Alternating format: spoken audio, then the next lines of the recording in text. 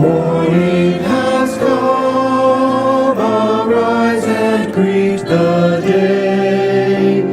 Dance with joy and sing a song of gladness. The light of hope it shines upon each face.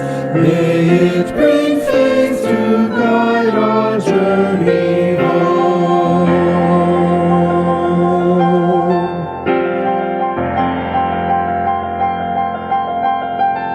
A new day dawns, once more the gift is given.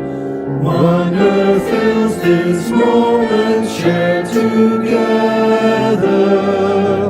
The light of peace here shines upon each face. May it bring faith to guide our journey home.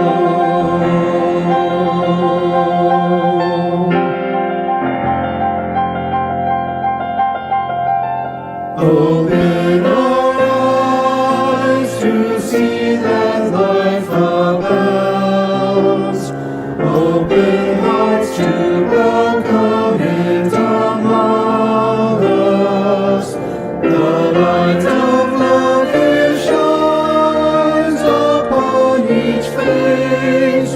May it bring faith to guide our journey home.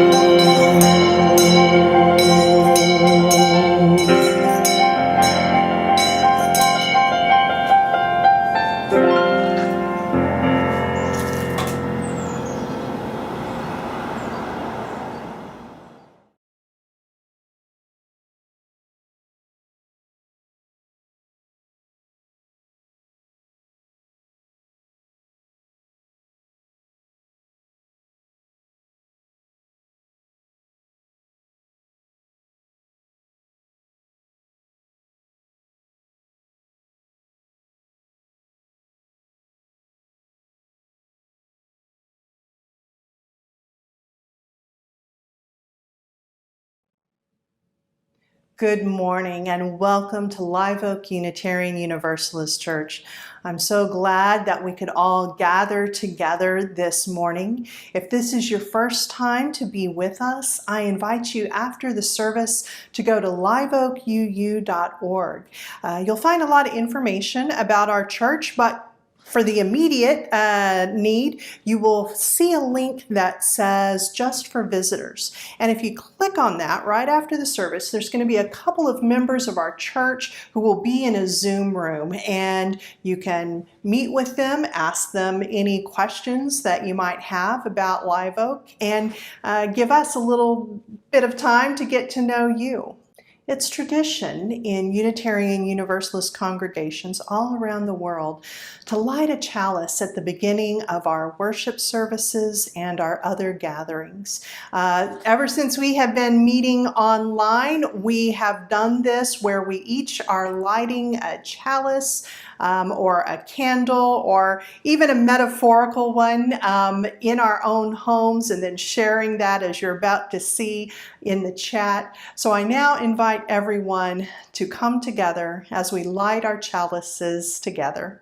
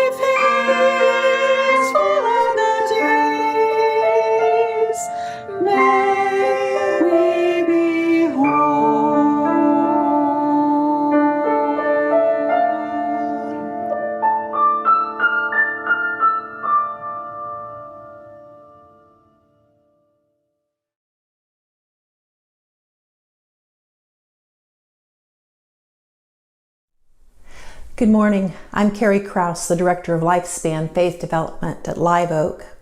Thanks for joining us for worship today. This morning's big idea is called The Snurch. Words by Sean Farrell, pictures by Charles Santoso. Ruthie has a problem at school. It's not the students, it's not the classroom, it's not the reading or the writing or the math. It is the snurch. Teacher says, "Ruthie, please take your seat." There is her seat. And there is the snurch. The snurch is a lot of things. Nice is not one of them. The snurch is scribbly and scrunchy. The snurch is grabby and burpy and rude. And the snurch is always with Ruthie. When teacher calls on Ruthie, the snurch throws her pencils, and Ruthie forgets the question. During recess, the snurch makes rude noises, and no one wants Ruthie to play. And when everyone draws in art class, the snurch becomes truly terrible. It hides, it waits, and when the teacher asks if anyone wants to share, it leaps, it grabs, it crumples. It makes sure no one will like George's drawing. Teacher says, "Ruthie, that is not okay." "It wasn't me," says Ruthie. "It was the snurch." No one has a life as difficult as Ruthie's. 10 whole minutes later, Ruthie tries to draw something pretty or cute or happy, but all that comes out of her crayon is unhappy scribbles. The snurch is no help. Ruthie looks really hard at the snurch, and Ruthie draws. And art class ends and teacher asks if anyone would like to share. No one is more surprised than Ruthie when she stands up. No one except the snurch. "I will," says Ruthie, and she shows the class her drawing. Her classmates look. "It's what throws our pencils," says one. "It's what makes weird noises," says another. "It's what drew on my drawing," says George. Ruthie knows the snurch wants to run away and hide. "I'm sorry about that," says Ruthie. "That's okay," says George, "and I like your drawing." And then another kid says the same, and another, until everyone agrees Ruthie has drawn a wonderful snurch. Ruthie likes school. She likes the students, she likes the classroom, she likes the reading and the writing and the math. And Ruthie still has a snurch. The snurch is still scribbly and scrunchy. The snurch is still burpy and grabby and rude. But the snurch also listens sometimes. And sometimes the snurch is even sorry. And as hard as it can be to sit next to a snurch, Ruthie realizes she's not alone. George has one too. The end.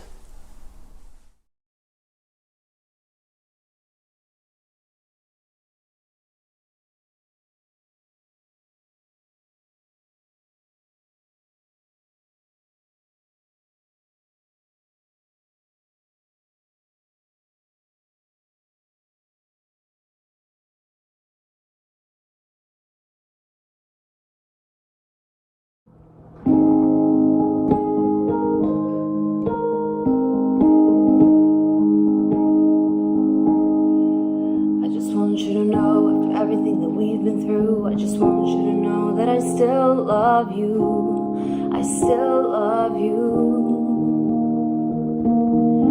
Had to go across the water just to find what was here in my heart all along. Spent so much time trying to be right that I was dead wrong.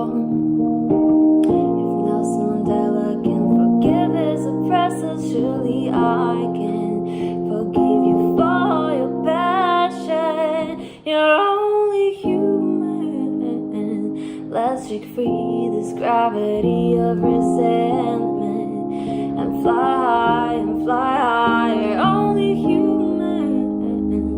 Let's shake free this gravity of judgment and fly high on the wings of forgiveness.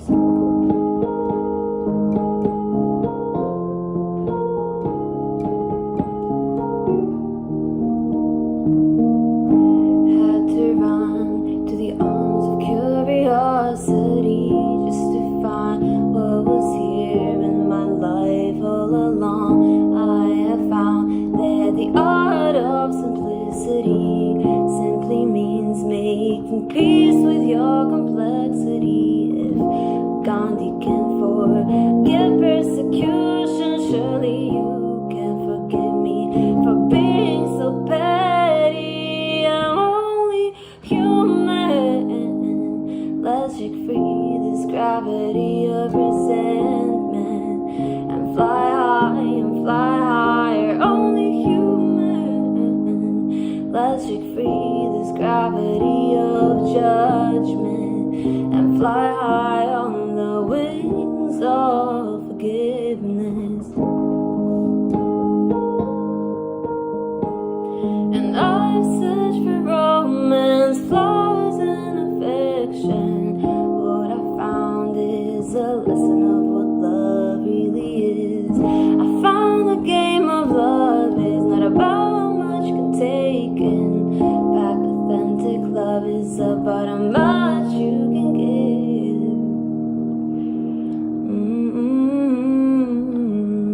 And after everything that we've been through, I just want you to know that I still love you, that I forgive you.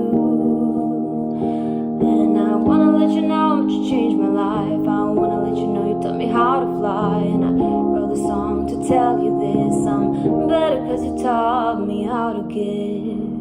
I took a swim in the sea of guilt and misery just to find myself in an island in the middle of nowhere. And in my solitude I asked to know the highest truth. And what was I was told is to let himself be true. If Jesus can forgive crucifixion, surely we can survive and find resolution. Let's keep it moving. Let's shake free this gravity of resentment and fly higher, only human.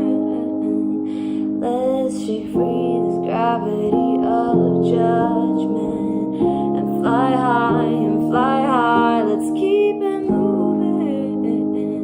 Let's shake free this gravity of commitment and fly high on the wings of forgiveness.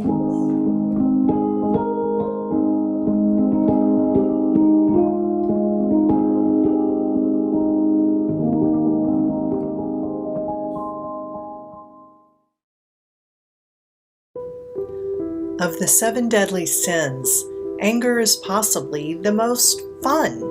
To lick your wounds, to smack your lips over grievances long past, to roll over your tongue the prospect of bitter confrontations still to come, to savor to the last toothsome morsel both the pain you are given and the pain you are giving back. In many ways, it is a feast fit for a king. The chief drawback is that what you are wolfing down is yourself. The skeleton at the feast is you. Frederick Buechner.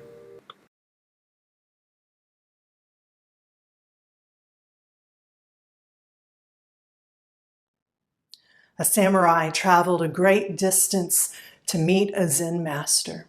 He came upon him and demanded to know, what is the difference between heaven and hell? The monk looked up at him and said, you are ragged, you're dirty, you stink. You are not worthy of my time. Be gone with you. The samurai was inflamed and raised his sword above his head, preparing to slay this little man. And the monk looked up and gently said, "That is hell." Instantly, the samurai was aware of all that he was feeling, the hatred, the resentment, the self-defense. He lowered his sword. He realized that his entire brain had taken over and in an instant had created a hell for him. He looked down at the monk, this small man, and he realized that he had been willing to risk his life to teach him, the samurai, this lesson. And he was filled with gratitude and love. He lay his sword down on the ground and he bowed. And the master said, "And that is heaven." Have you felt angry lately? I know I have, and I think for far more justifiable reasons than what the samurai had to deal with. Not just this past month, although there has been quite a lot to be angry about, but it has been building and building over the past 5 years. Anger itself is just an emotion. It's neutral. It's neither bad nor good. What is important is what we do with it. So first, let's take a little look at what it does to us, the biology of anger, if you will. So anger comes from our old friend, the amygdala, and when we suddenly feel a burst of anger, it's really kind of miraculous. Our amygdala jumps into work, pumping out the epinephrine, adrenaline, and norepinephrine throughout our body, and a change happens throughout our body. Our digestive system pauses. That's why sometimes you may feel like you have a dry mouth. Our airways are opened up so that we can get more oxygen. Our heart starts beating fast, pumping blood so that we can fight or run or do what it is that we need to do. It really is pretty miraculous all that happens, and we can thank our evolutionary ancestors, because all of this meant that they were better prepared to be able to survive. If there was a charging elephant coming toward them, they could run. If a fellow cave person had a club raised over their head and was coming at them, they could fight back. And so, I think we can have some gratitude for that. That's probably part of the reason why we're all here today. However, nowadays, the charging elephant that we are likely to encounter is more likely to be of the political persuasion around the dinner table, or even more common, on social media. But we still get all of those same feelings, all that same biological response. And so yes, the amygdala can be really great for these emergencies, but the problem is that in the moment, it has a lot of power. We don't do our wise decision making from the amygdala. We do it from the prefrontal cortex. But when anger has us in its grip, we can experience what's called amygdala hijack. And it's kind of like the amygdala has gone over to the frontal cortex and just sat on it and, slapped a hand over its mouth. The amygdala is the one that is in charge for the moment.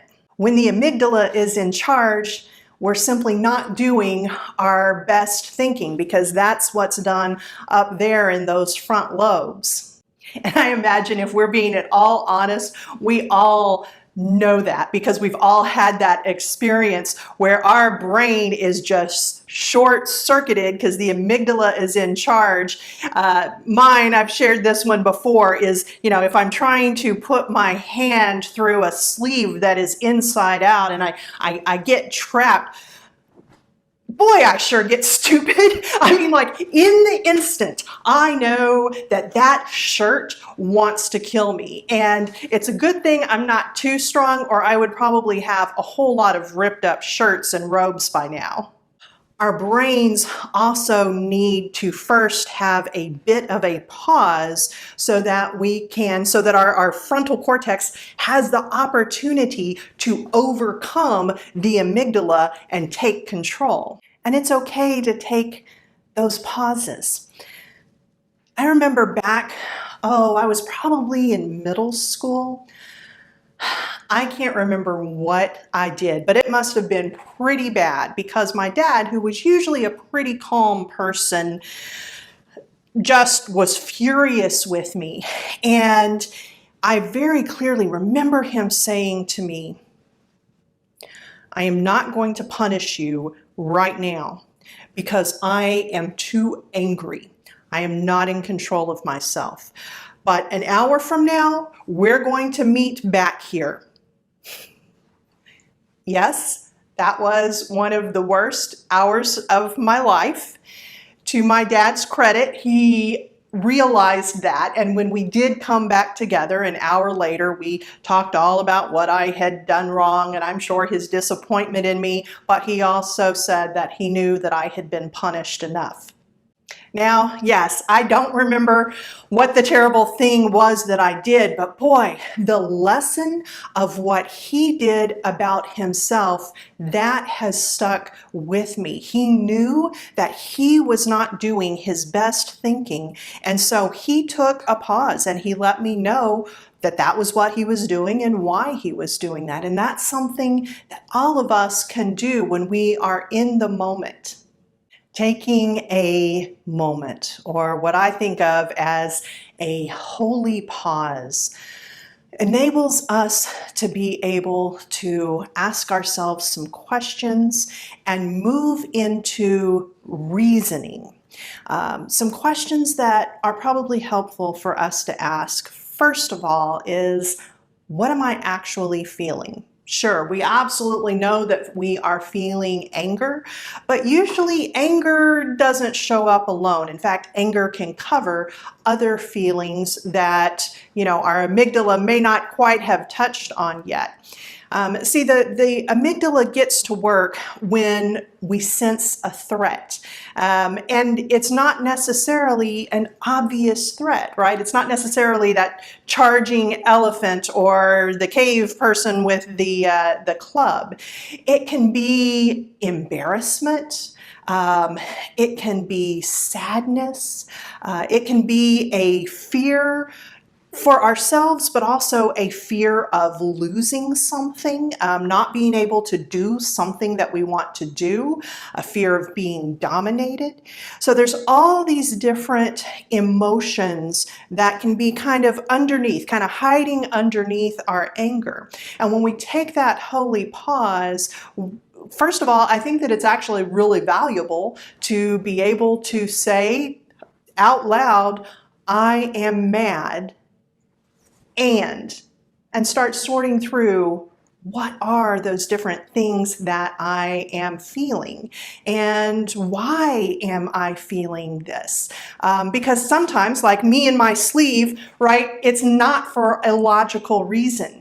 And sometimes it's something that really doesn't have to do with what's happening in the moment. It has to do with what we sometimes call the glass in our arm, and an unhealed wound from our past, perhaps even from our childhood. So that's kind of the first step, is what exactly am I feeling right here? And the second thing is to be able to ask ourselves, who am I actually mad at? You know that saying about kill the messenger? That saying hasn't lasted for so long because, you know, it no longer applies. It still applies. It's still an instinct that we have. And so who am I actually mad at? Am I mad at the messenger? Am I mad at a group of people? Or am I mad at a situation that is happening? And you know what else? We can also be mad at ourselves, and I think that that's often one of the hardest ones, right? And so we may displace that onto other people, or we may know it and we may just be furious at ourselves for what? For not being perfect, for feeling shame for some reason. And we may need to be able to again, kick into our reasoning skills and ask ourselves, okay, this anger that I'm holding against myself, would I be doing that if it were my best friend? Probably not. And while we're taking this holy pause, third question, what is my goal here? Is my goal destruction, or is my goal to fix something, to make something better, to right an injustice? And I think we have to be really honest with ourselves about what our goal is so that we can choose how we're going to respond. What are the tools that we're going to use? Because anger will often make us want to use the tools that are effective only in destruction. And those tools are not going to help with righting an injustice, especially if it is with other people, people that we care about. We're going to have to choose different tools in order to be able to connect and to actually make change happen. This is one of the things that I have been thinking about in my life, because over the past 5 years, it feels like I have so frequently been angry. I don't believe that it has been good for me. And the science backs us up, right? There's plenty of research showing that an excess of anger, or anger that is controlling us rather than we controlling it, that it hurts our health, both our physical health and our mental health, and it can shorten our lives.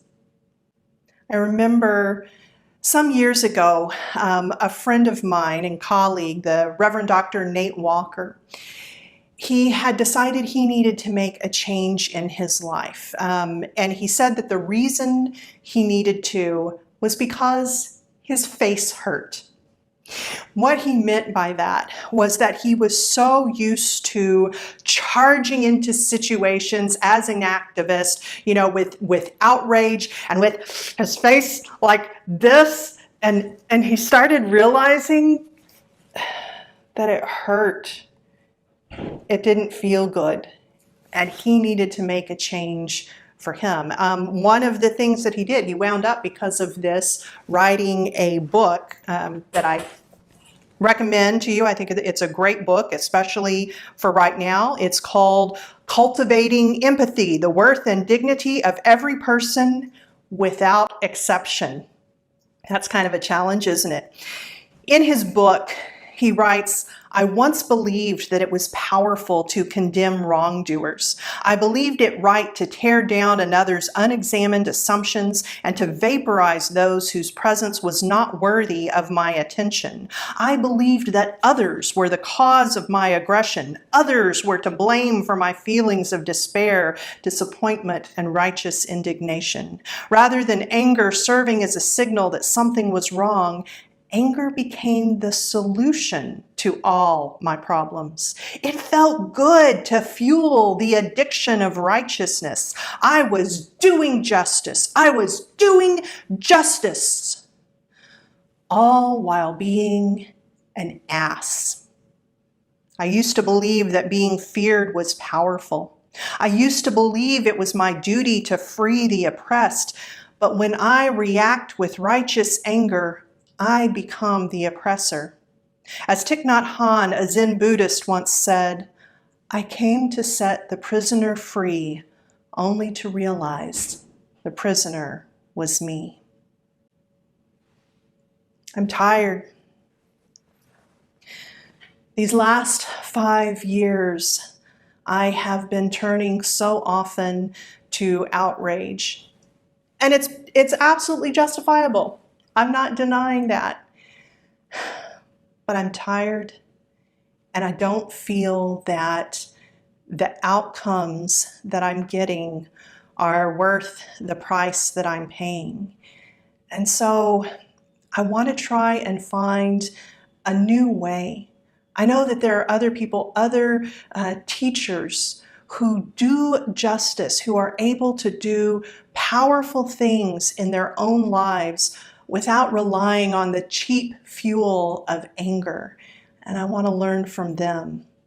That doesn't mean that I think that anger is bad or that there is no place for anger. I think, frankly, trying to deny anger, trying to repress it can be just as bad for us as allowing it to control our decisions.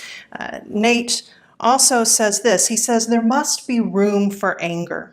Expressed constructively, anger can motivate, enliven, and empower. But we must never forget that anger is first and foremost a signal, not a solution. It can recalibrate our moral compass, helping us see that something dangerous lies ahead. But our moral compass is not the anger itself. And that's where I think anger is really seductive, right? Because we can look at things that are going on in the world and we can feel justified in that pull that we have toward throwing gasoline onto the anger and responding with violence and doing damage. Anger is not our moral compass. Our moral compass is our guiding principles, the principles that we, each one of us, have chosen to guide our lives so that we can be the individuals who we want to be, and we can work to make this world the world that we want to live in, a world of justice for all, a world of shalom. Who do you want to be, and what's the world that you want to create? I know this about myself. I know that I don't want to be a person who is angry all the time. And I don't want to be part of creating a world where all of us find that the easiest way for us to feel valuable is when we are expressing outrage.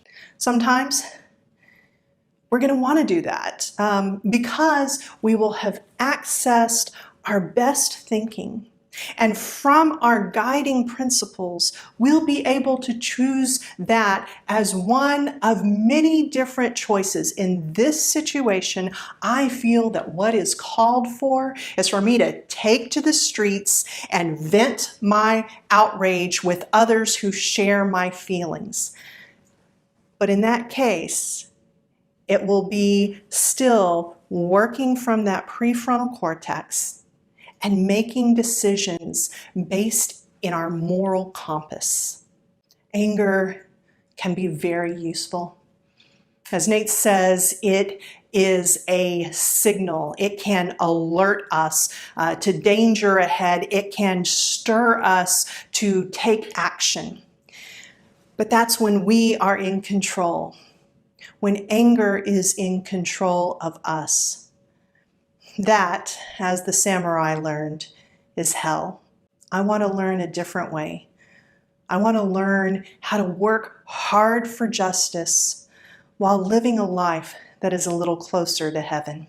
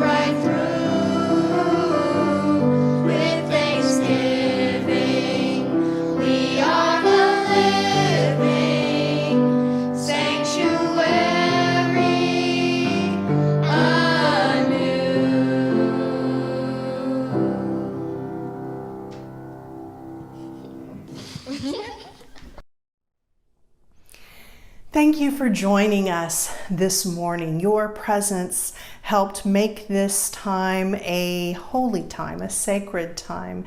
A special thank you to everyone who helped put this service together, our worship associates, our producers, and our musicians. And thank you to everyone who participated in chat or simply by bringing your presence here. I hope that you have a good week this week. I hope that when that amygdala starts vibrating, that you are able to take a holy pause and get deeper into the feelings that you have so that you can be in control and you can make choices based on your own moral compass. Go in peace.